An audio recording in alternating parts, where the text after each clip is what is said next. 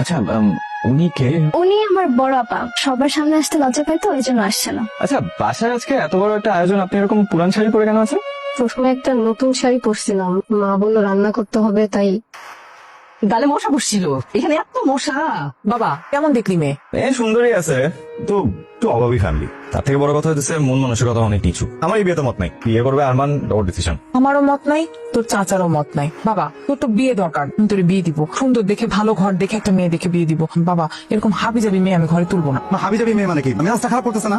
আমি বুঝলাম না, মানে তুমি এটা কি করলা? আমি কি করলাম? তুমি বুঝতেছো না তুমি কি করছো? মেয়ে অন্তরাকে বিয়ে করবো, আমি একাই ওকে বিয়ে করবো, হালকা দরকার নাই। আচ্ছা শোনো না, আচ্ছা আমি যদি বলি আজ রাতে আমাকে বিয়ে করতে হবে কাজী অফিসে, তুমি কি রাজি? আমি রাজি।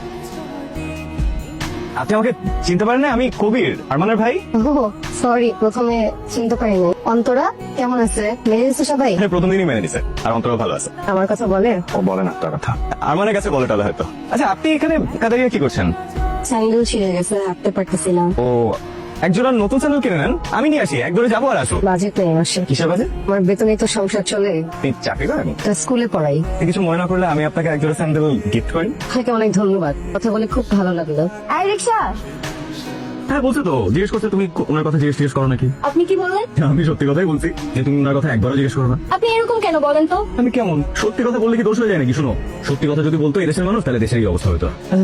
মেয়ে এতটা ধৈর্যশীল কেমনে হয়? আল্লাহ তালা মেয়ের জাতটাকে ধৈর্যের মাটি দিয়ে বানাইছে।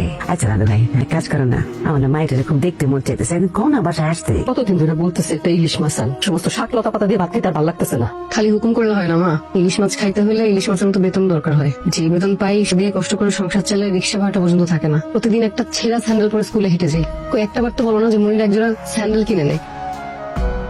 কেমন আছে?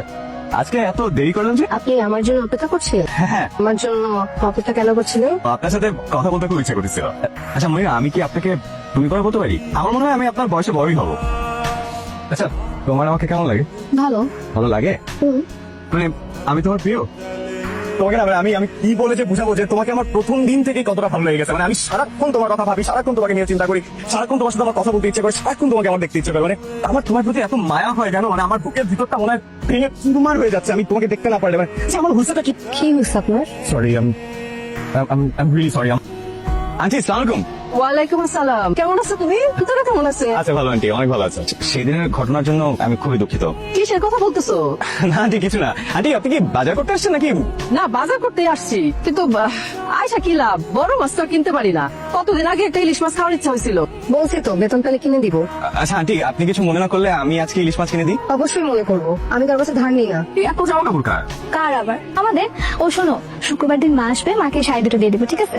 মনিরার জন্য কিছু কিনে দেবো?